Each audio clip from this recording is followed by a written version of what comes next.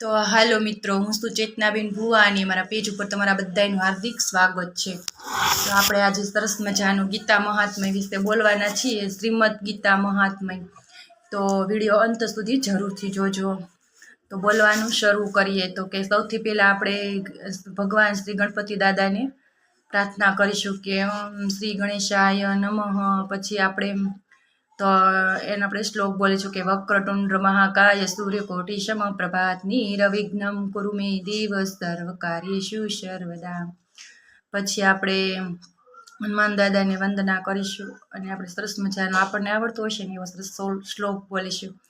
તો કે આપણને તો સરસ મજાનો એક શ્લોક આવડે છે કે પવન તનય સંકટહરણમ મંગલ મૂર્તિ રૂપ રામ લક્ષ્મણ સીતા સહિત દૈવ શૂરભૂ. તો મિત્રો હવે આપણા ગીત સરસ મજાનો શ્લોક બોલીશું. તો કે કૃષ્ણાય વાસુદેવાય હરિ પરમાત્મને પ્रणक्लेशविनाशाय ગોવિંદાય નમો નમઃ. તો હવે આપણે સરસ મજાની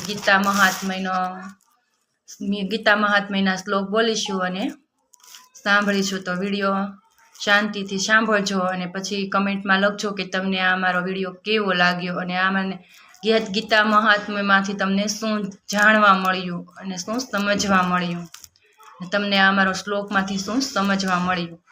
તો બોલવાનું શરૂ કરીએ. તો કે ધરોવાચ એટલે કે ધરતી માતા હોય ને એ બોલે છે અને પૂછે છે, એની વેદના કહે છે. ખૂબ દુઃખી હોય, ખૂબ દુઃખી થતા હોય, ખૂબ પાપ વધી ગયું હોય અને પછી એને ખૂબ જ દુઃખ થતું હોય અને દુઃખી થતાં થતાં એ ભગવાન વિષ્ણુ પાસે જાય છે અને કહે છે, પૂછે છે. શું પૂછે છે?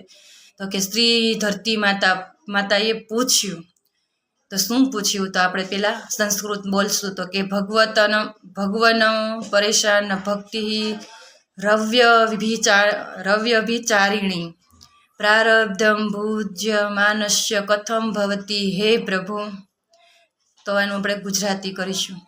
તો કે ધરા પૂછે છે ભગવાનને, હે પ્રભુ, હે પ્રભુ, હે પરમેશ્વર, પ્રારબ્ધને ભોગવનારા માણસો પરમેશ્વર ઉપર અનન્ય ભક્તિ કેવી રીતે થાય તે કહો. તો ભગવાન વિષ્ણુ કહે છે, પ્રારબ્ધ પૂજ્યમાનો હિ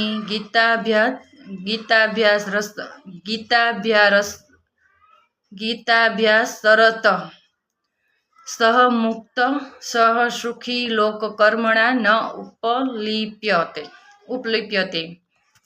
તો ભગવાન વિષ્ણુ કહે છે, શ્રી વિષ્ણુ ભગવાને કહ્યું, કોને કહ્યું? તો કે પૃથ્વીને. શું કહે છે? હે પૃથ્વી, મનુષ્ય પ્રારબ્ધને ભોગવતો હોય તો પણ તે હંમેશા ગીતાનો પાઠ કરવા તત્પર રહેતો હોય તો તેને આ લોકમાં તો મુક્ત થાય જ છે, પણ સુખી પણ જાણવું.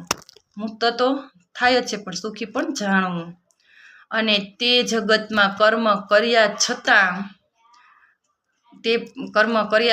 પણ કર્મથી લોપાતો નથી, કર્મથી દુઃખી નથી થતો. પછી આગળ શું કહે છે? તો કે પાપાની ગીતા ધ્યાનમ કરોતિ ચેત કવચિત સ્પર્શમ કુર્વંતી નીલિનિદાલમ અંબુ વર્ત. તો જે માણસ શ્રી ગીતાનું ધ્યાન ધરે છે તેને કમળપત્ર જેમ પાણીનો સ્પર્શ કરતું નથી. હવે કમળપત્રને જો ગીતાનું ધ્યાન જે માણસ કરે છે ને તે કમળપત્રને જેમ પાણી સ્પર્શ નથી કરતું ને મિત્રો, તેમજ મહાન પાપ પણ કોઈ દિવસ સ્પર્શ નથી કરતા. ક્યારે સ્પર્શ નથી કરતા? તો કે જે માણસ ગીતાનું ધ્યાન ધરે છે ને, ગીતાનું ધ્યાન કરે છે ને ત્યારે. તો મિત્રો, તમને આ મારો વિડીયો કેવો લાગ્યો અને જરૂરથી કમેન્ટ કરજો. અને ફરી મળીશું આવી જ રીતે. આપણે ગીતા મહાત્મ્યના જે ઘણા બધા શ્લોક છે, તો આપણે ઘણા બધા શ્લોક બોલવાના છીએ.